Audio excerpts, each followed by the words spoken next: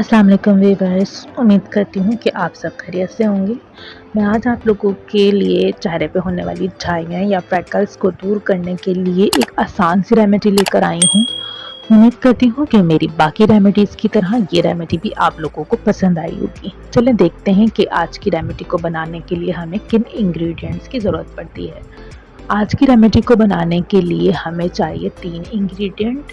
Number 1 मलाई, number 2 नींबू का रस और नंबर 3 बादाम की गिरियाँ। चलें देखते हैं कि आज की रेमेडी को किस तरह से बनाना है।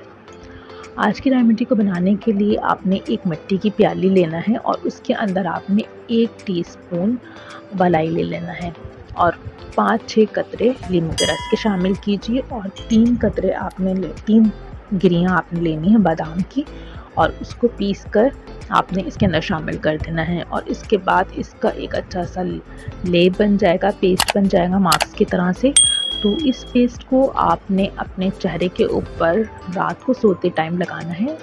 इसका एक क्रीम की तरह से एक पेस्ट बनेगा, तो आपने वो पेस्ट लेकर अपने चेहरे के ऊपर लेप लगा लेना है और सो जाना है। और फिर जब आप सुबह उठेंगे तो उसको सादे ठंडे पानी से आपने वॉश कर लेना अपने चेहरे को। ये आपने डेली यूज़ करना है रेमेडी। इससे आपके चेहरे के ऊपर मौजूद जो फ्रैकल्स हैं, झाइयाँ हैं, वो आहिस्ता आहिस्ता ख़त्म होती जाएंगी और आपका चेहरा बिल्कुल बेदाग हो जाएगा। उम्मीद करती हूँ कि मेरी आज की रेमेडी आप लोगों को पसंद आई होगी। मेरी इसी तरह की आसान सी रेमेडीज़ को हासिल करने के लिए मेरे चैनल को सब्सक्राइब कीजिए, मेरी वीडियोज़ को लाइक और शेयर कीजिए। अल्लाह हाफिज़।